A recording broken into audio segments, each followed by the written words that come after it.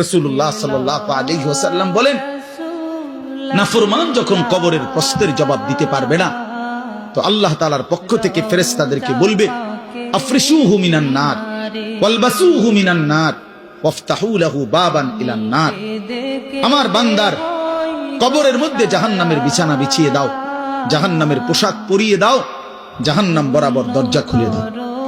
ফেরেশতারা এই তিনটা কাজ করে এই ফেরেশতারা সরে যাবে। আল্লাহর নবী সাল্লাল্লাহু আলাইহি সাল্লাম বলেন, কবর তখন তাকে একটা চাপ দিবে। এই চাপে এই ব্যক্তি ডান পাশের মাটি বাম দিকে, বাম দিকের মাটি ডান দিকে, এইভাবে আয়েশা চাপ মারবে। আল্লাহ রাসূল বলে, ডান পাশের হাড্ডি পাঁজরের এই সাতনার হাড্ডি ভাঙ্গা বাম দিকে ঢুকে যাবে, বাম দিকের গুলো ডান দিকে। উদাহরণ দিয়ে বুঝাইছে নবী, হাত্তা তাখতালিফা আদলাউহু, এভাবে দুই আঙ্গুল যেমন একটা আরেকটার মধ্যে ঢুকে যায়, হাড্ডি পাঁজরের গুলো এইভাবে একটা আরেকটার সাথে ঢুকে যায়। আল্লাহ নবী সাল্লাল্লাহু আলাইহি সাল্লাম বলেন, ওয়া ইউকাইয়াদু লাহু মালাকুন আবকামু ওয়া আসাম্মু ওয়া আ'মা। তার কবরে এরপরে নাফরমানের কবরে একজন ফেরেশতা পাঠানো হবে।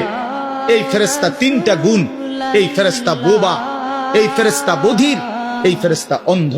সে কথাও বলতে জানে না, কানেও শোনে না, চোখেও দেখে না। আল্লাহ রাসূল বলেন, ফায়ুদরাবু লাহু বিমিতরাকাতিম মিন হাদিদ। এই ফেরেশতা তখন তাকে লোহার গুর্জ, লোহার হাতুড়ি দিয়ে নাফরমানের বারবাতান বাইনা উযুনাইহি, দুই কান বরাবর মাঝখানে আঘাত করবে।